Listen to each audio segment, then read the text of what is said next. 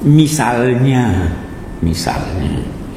coba baca tulisan Imam Khomeini menyangkut taqiyah.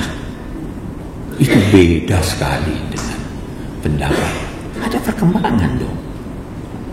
Coba baca pendapat yang berkaitan dengan izin untuk mengangkat senjata terhadap penguasa. Dulu tidak ada izin itu, tidak boleh sampai datang imam. Ada perkembangan pemikiran, sehingga kalau orang ingin merujuk kepada suatu mazhab dengan melihat pendapat-pendapat yang lama tanpa mempertimbangkan pendapat baru, itu salah paham. Ya kan?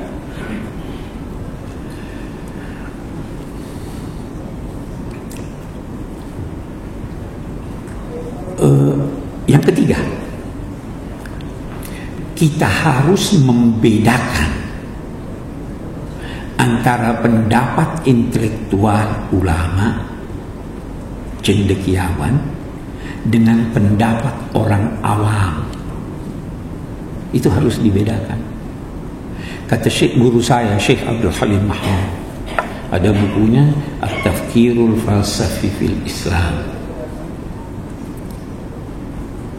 Beliau berkata, kita tidak bisa menilai orang-orang Perancis itu dan pemikiran-pemikirannya dengan memperhatikan orang-orang di desa-desa Perancis yang bodoh. Itu tidak, kita tidak bisa menggambarkan, kata Syekh Abdul Halim Mahmud, menggambarkan pemikiran orang-orang Mesir yang masih telanjang kaki, padahal ada cendekiawan-cendekiawannya yang begitu hebat pemikiran-pemikirannya. Nah, kesalahan kita lagi di sini, kesalahpahaman di sini. Seringkali kita mengukur pendapat suatu kelompok tidak merujuk kepada pendapat ulama-ulama. Bisa jadi di Sunni, bisa jadi di Syiah. Tidak mungkin ada kesepahaman kalau seperti itu halnya. Rujuklah, itu sebabnya bagus, rujuklah kepada pendapat ulama kelompok yang muktabar. Jangan merujuk kepada kelompok apapun namanya yang sebenarnya tidak diakui dia sebagai ulama.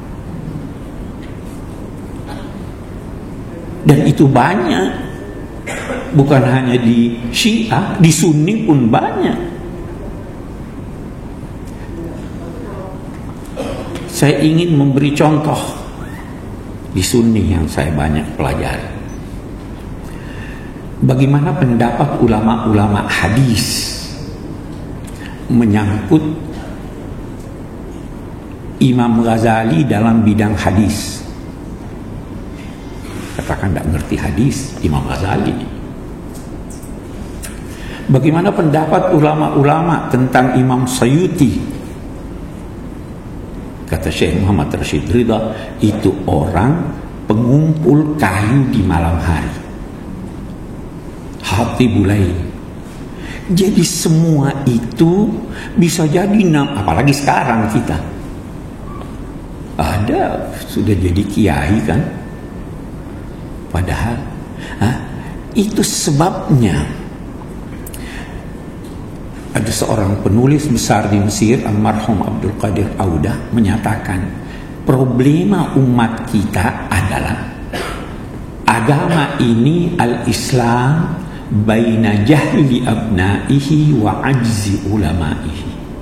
Islam berada di tengah-tengah kebodohan umatnya dan ketidakmampuan ulamanya. Itu kita.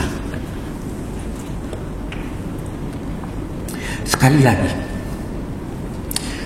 ada orang-orang kita, termasuk saya, Pak Quraisy itu Syiah. Saya katakan tidak. Saya bukannya berkata bahwa saya bukan Syiah madhaban karena saya anggap Syiah sesat. Tidak. Karena saya fahami siapa yang dimaksud dengan Syiah. Syekh Abdul Halim Mahmud, beliau itu guru saya. Saya sangat akrab dengan beliau. Beliau berkata begini, mari kita lihat. Jangan beranggapan bahwa seorang yang berpendapat bahwa Sayyidina Ali bin Abi Thalib afdal, lebih utama dari Sayyidina Abu Bakar, Umar, dan Utsman.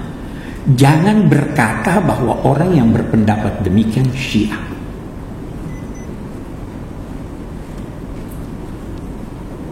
Karena kita lihat tulis Syekh Abdul Halim Mahmud, karena sejarah menunjukkan ada kelompok Mu'tazilah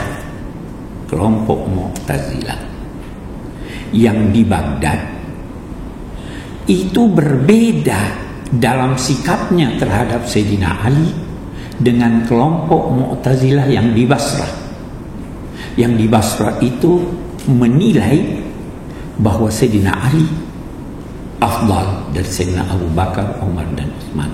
Tetapi mereka bukan Syiah, bahkan mereka memusuhi Syiah. Jadi ini saya khawatir itu yang terjadi di Indonesia ini Syiah bukan Syiah. Itu bukan Syiah.